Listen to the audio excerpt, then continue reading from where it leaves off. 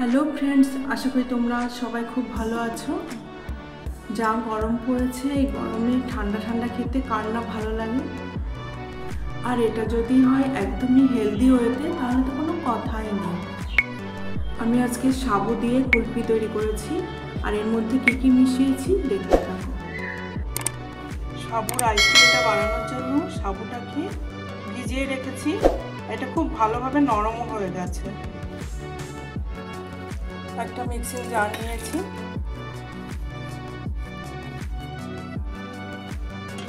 এর মধ্যে আমি ভেজানো সাবুটা দিয়ে দিলাম আর দিচ্ছি সেদ্ধ করা মিষ্টি আলু।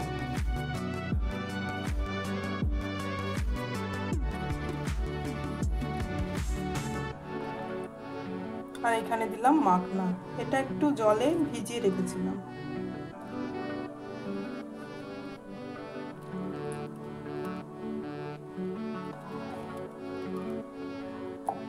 এর মধ্যে খানিকটা পাকা আম দিয়ে দিচ্ছি।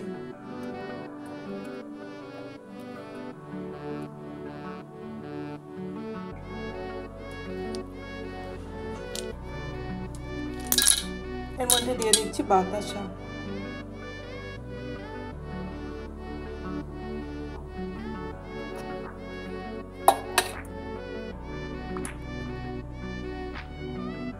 এর মধ্যে দিয়ে দিচ্ছি টক দই আর দিচ্ছি মিল্ক পাউডার।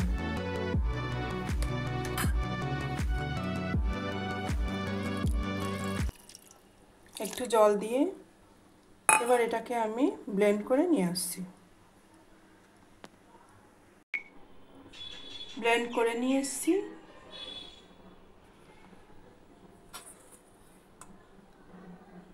এবার এর মধ্যে আমি খেজুর ছোট ছোট টুকরো করে কেটে নিয়েছি, এটা দিয়ে দিলাম।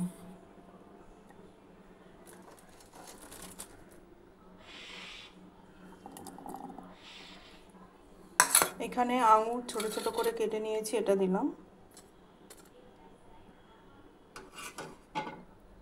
কিশমিশ দিয়ে দিলাম।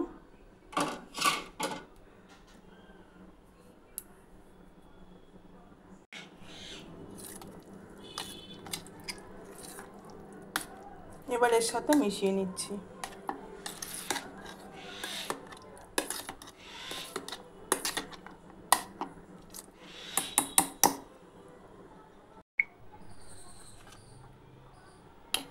এবার দিয়ে দিচ্ছি আম ছোট ছোট টুকরো করে কেটে নিয়েছি, এই আমগুলো দিয়ে দিলাম। এবার এর মধ্যে খুব হালকা হাতে মিশিয়ে নেব।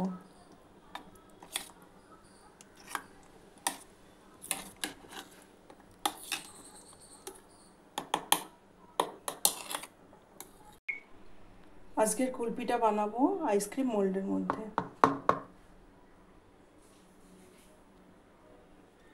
এবার আমি উপরের ঢাকাগুলো দিয়ে ফ্রিজে রেখে দিচ্ছি, ডিপ ফ্রিজে রাখবো। আর একটু বেশি হয়েছিল, এরকম একটা গ্লাসের মধ্যে ঢেলে নিয়েছি। এটাকে উপর দিয়ে একটা কভার দিয়ে আমি ডিপ ফ্রিজে রেখে দিচ্ছি।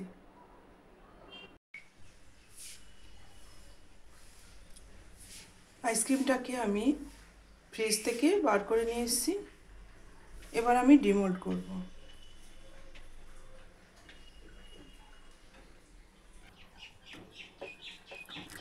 এরকম একটা পাত্রের মধ্যে জল দিয়ে নিয়েছি, এর মধ্যে আমি এটাকে বসিয়ে দিচ্ছি খানিকক্ষণ।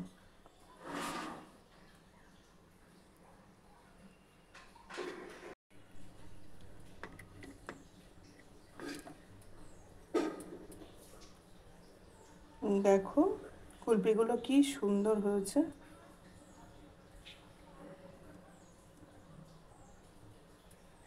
এইভাবে সবগুলোকেই আমি ডিমোল্ড করে নেব।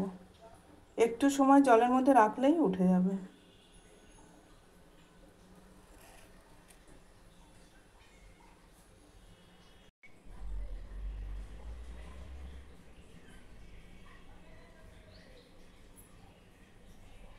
গ্লাসের মধ্যে যেটা বসিয়েছিলাম এটাকেও ডিমোল্ড করে নেব।